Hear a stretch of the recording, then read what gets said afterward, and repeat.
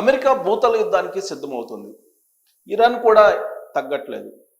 ఒకవేళ భూతల యుద్ధం చేయడానికి సైనికులు కనుక ఇరాన్లో ఎంటర్ అయితే ముక్కలుగా నరికి షార్క్ షాపులకు వేస్తామని చెప్పి వార్నింగ్ ఇస్తుంది Iran.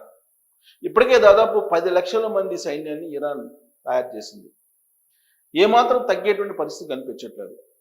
America Kirk ద్వీపాన్ని hand over చేసుకునేందుకు భూతల యుద్ధానికి సిద్ధమవుతుంది. ఇప్పటికే సైనికులు దాదాపు 50,000 మంది మోహరించి ఉన్నారు ఇరాన్ సరిహద్దుల్లో. దాదాపు 10,000 మంది ఎంటర్ అయ్యారు అని చెప్పి కూడా అంతర్జాతీయ మీడియాలో వస్తున్నటువంటి న్యూస్. అయితే మందు పాత్రలు పెట్టి ఎక్కడికక్కడ పేల్చి వేశారు. ఇప్పటికే చాలామంది అమెరికా సైన్యం చనిపోయారని కూడా వస్తున్నటువంటి న్యూస్ సోషల్ మీడియాలో. కొంతమంది అమెరికా సైన్యం స్కాటర్ అయిపోయి హోటల్స్లో దాక్కున్నారు అనేది కూడా ఇరాన్ ప్రభుత్వం చెప్తుంది. అందుకే ఇరాన్లో ఉండేటువంటి ప్రజలకు అనౌన్స్మెంట్ చేస్తుంది అక్కడ ఉండేటువంటి ప్రభుత్వానికి సంబంధించినటువంటి యంత్రాంగం. ఎక్కడైనా సరే అమెరికా సైన్యం హోటల్లో దాక్కుంటే ఇమీడియట్గా సమాచారాన్ని ఇవ్వండి అని చెప్పి చెప్తోంది. భూతల యుద్ధానికి వెళ్ళే పరిస్థితి లేదు.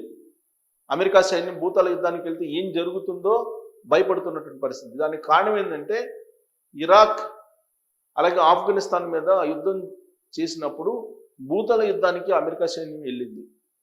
అక్కడ ఉండేటువంటి వాతావరణానికి వాళ్ళు తట్టుకోలేకపోయారు.